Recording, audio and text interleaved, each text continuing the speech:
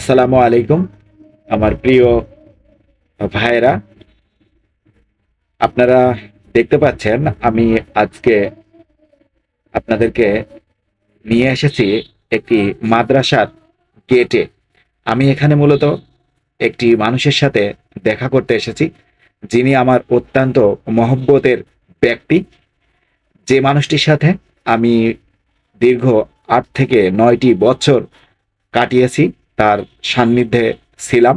মূলত তিনি একজন মসজিদের ইমাম সাহেব, আমার কাছে অত্যন্ত শ্রদ্ধেয় ব্যক্তি। বর্তমানে তিনি একজন ওয়েজিন, অর্থাৎ তিনি ইসলাম প্রচারের জন্য বাংলাদেশের মাটিতে বিভিন্ন জেলায় জেলায় বিভিন্ন সময়ে ওয়াজ মাধ্যমে দিনের পথে মানুষকে আহ্বান করে যাচ্ছেন। ওনার সাথে আমার এতটুকুই পরিচয় যে তিনি একজন ইমাম সাহেব এবং আমি ছিলাম তার মুসল্লি। তার পিছনে আমি অনেক দিন যাবৎ নামাজ আদায় করেছি। তিনি অত্যন্ত মহব্বত করতেন আমাকে, শুধু আমাকেই না, আমার সাথে আরও বেশ কিছু মানুষ ছিলেন আমার চলার সাথী বা বন্ধুগণ, তাদেরকে উনি মহব্বত করতেন। তিনি আজকে কুষ্টিয়াতে এসেছেন একটি মাহফিলের জন্যে। সেই খবর শোনা মাত্রই আমি ছুটে যাই তার সাথে দেখা করতে, এবং আপনারা দেখতে পাচ্ছেন যে তিনি একজন ইমাম সাহেব কতটা আন্তরিকতার সহিত আমাদের সাথে আচরণ করছেন।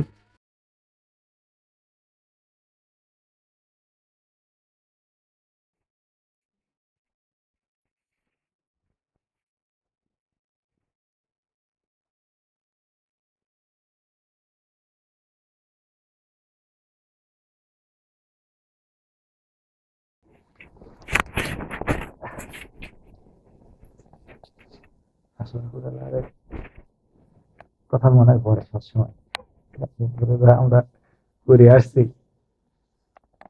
আল্লাহর রহমত না থাকলে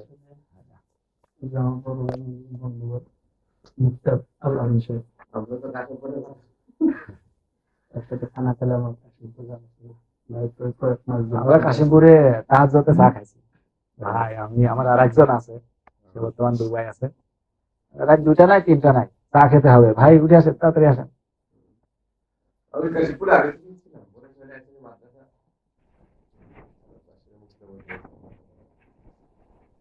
ভাই যে কাশিমপুর আমি থানা আসলে ছিলাম পরবর্তীতে ওখানে প্রায় মাদ্রাসা ছিল, মসজিদ ছিল। তো আলহামদুলিল্লাহ, মানে তখন থেকে একটা যদি একসাথে লেখাপড়া করে নাকি বন্ধুর থেকে কম না। আমরা যেমন, আমরা তো আপনার গোত্তারা নাই, তারপরে আমাদের সাথে যে মহব্বত, অন্তরের যে সম্পর্ক, এটা আসলে ওরা যে ভুলবো কিনা আল্লাহ পাকই জানে। এটি তো আন্তরিকতা হয় আসলে, অন্তরের মিটটা দুনিয়াতে যেমন বিরাজমান থাকা দরকার, আল্লাহ যেন কবুল করে। আয়সা তো অনেকদিন ধরে মনে করেন যে উনি বারে বারে আমার কাছে বসে থাকবেন, স্টেজে ঘুরে আসেন। পাশের লোক ভাই আসেন না,